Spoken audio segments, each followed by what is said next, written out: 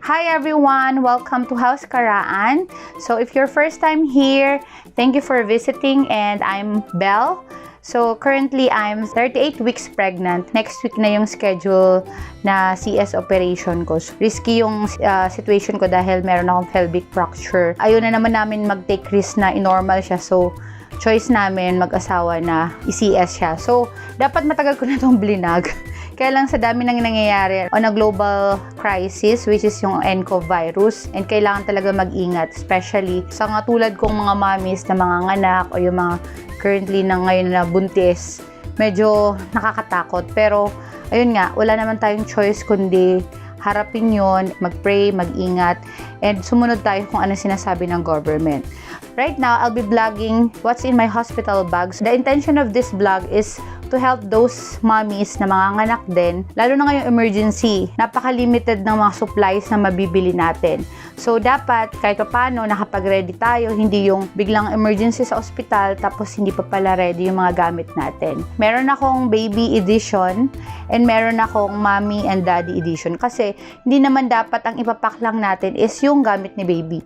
Siyempre, nandun yung bantay mo, which is usually yung asawa mo, tsaka yung gamit mo din. So, let's start. Please stay hanggang sa dulo para at least alam natin. And also, this is my 4th pregnancy. Pag meron kayo nakitang kulang din or kailangan ko ding dalhin, just leave a comment on the comment section. I'll start with this. Sa maleta ko na lang siya nilagay.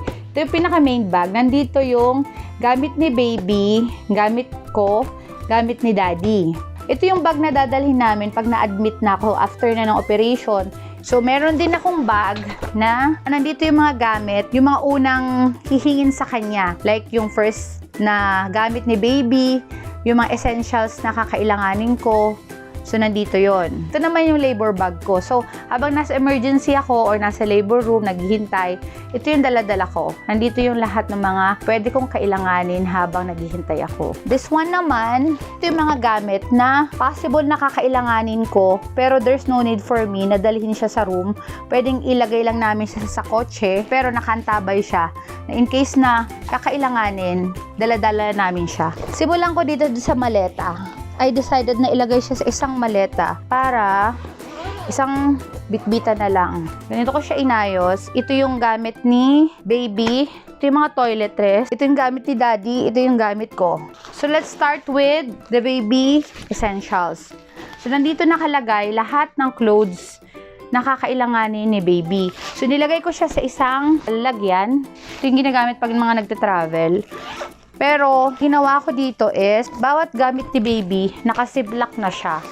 Ang ginawa ko, yung day 1 na damit, nandun siya sa pinakamaliit na bag. Which is yun yung sabi ko kanina, nadala-dala ni daddy. Once na nasa operating room na ako, yun yung iaabot niya sa nurse. So, ito yung day 2 ni baby. Nakalagay dyan, meron din siyang detalye. Nakalagay yung, like halimbawa, 1 piece baby blanket, swaddle, 1 piece lampin, 1 diaper, 1 wash towel, 1 bonnet, 1 sock, 1 pair of socks, mittens, long sleeve, baby clothes, pajama, and yung bandana ni baby. So, yan. Nakaset na siya per day. Ito yung day 2, day 3. Actually, pag CS, usually 3 days lang naman kung walang problema. Pero, ako kasi, ang ginawa ko, dinagdagan ko na din kasi hindi naman isang beses lang magpapalit si baby. Naglagay na rin ako ng mga extra. Ito yung extra clothes ni baby.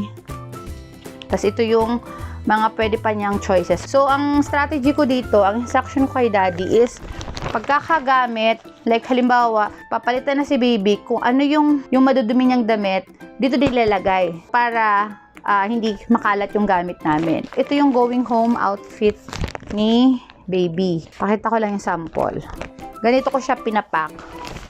Isang diaper, receiving blanket, or pwede rin siyang swaddle. Ayan, yung parang pantali para maging swaddle siya. Tapos ito yung damit ni baby for going home. Pwedeng ito, onesie siya na long sleeve. Merong sombrero, bonnet, ito yung mittens, ito yung socks niya. Kung halimbawa medyo malaki sa kanya to, ito yung magiging option ko. Magkaka-partner yung mga yan. Yan ang magiging damit ni baby, yung going home niya. Tapos, may isang lampin. Ayan ang laman ng isang resealable bag. Same din yung sa ibang bag. Tapos nakalagay na dyan, naka-label na kung pang day 1, pang day 2, kung going home. Para yung bantay mo, hindi din siya malilito. So, meron ako dito malaki.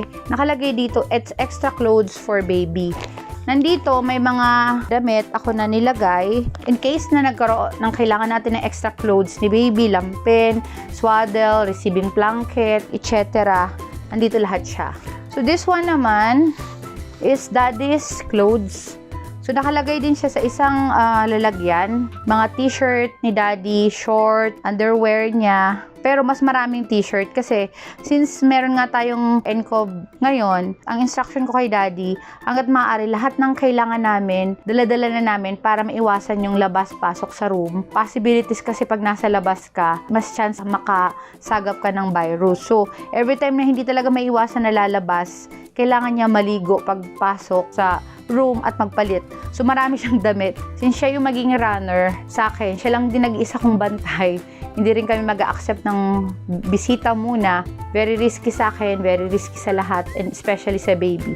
So, siya yung kailangan na lumabas-labas. This one naman, ito yung mommy's clothes. So, medyo konti lang to. Actually, good for 3 days lang to. Base experience ko, ako bilang pasyente, naka-hospital gown ako kadalasan. And may mga dinala ako na mga pajama ko. Ito yung mga dapat di botones para easy access lang once na nag-breastfeed. Nagdala din ako ng maternity bra. Nagdala din ako ng mga underwear. Pero ito yung underwear na pwede sa cesarean. Actually, plano ko yung disposable panties. Pero dahil nga ngayon, lahat ng mga tindahan sarado na. Wala na ako mabilhan. Buti na lang nakapag-order ako prior ng mga maternity pwede sa cesarean na panties. Tapos may mga dala din ako medyas in case na kailangan kong magmedyas. Kasama na rin dito yung going home outfit ko. And lahat ng mga pinako is breastfeeding friendly, easy to access. So, ibig sabihin, may botones siya or pwedeng breastfeeding clothes. So, this one naman is yung toiletries namin. Una-una nandito yung maternity napkin na gagamitin ko. Meron din akong breast pads. Tapos yung feminine wash, toothbrush, alcohol. Though meron ako mas malaking alcohol for the baby, pero ito kasi pwede tong dalhin lagi ni daddy habang nasa labas siya. Meron din akong yung sunflower beauty oil ng Human Natures if kailangan kong i-moisturize yung tiyan ko. Pag nanganak ka, very dry yung katawan mo So, parang feeling ko nagde-dry. I have this oil. I have also this body cream. Once na nakaligo na ako, pwede na ako mag-lotion. Pero, titingnan ko muna kasi depende yun baka mamaya hindi hiyang si babies. If hindi naman, gagamitin ko yung mismong lotion niya. I also have this baby wipe lip balm para moisturize yung labi natin. Actually, to moisturizer from Mostela. Mga trial pack lang to. Gagamitin ko siya once na feeling ko dry yung balat ko. Then, this one naman is bust firming from Mostela also. Ito naman is pang shave in case na kailangan ni daddy mag-shave kulay pink siya. Pero para hindi na din siya bili ng bili sa labas kung kailangan. Siyempre pag baby kailangan wala tayong masyadong hair sa mukha.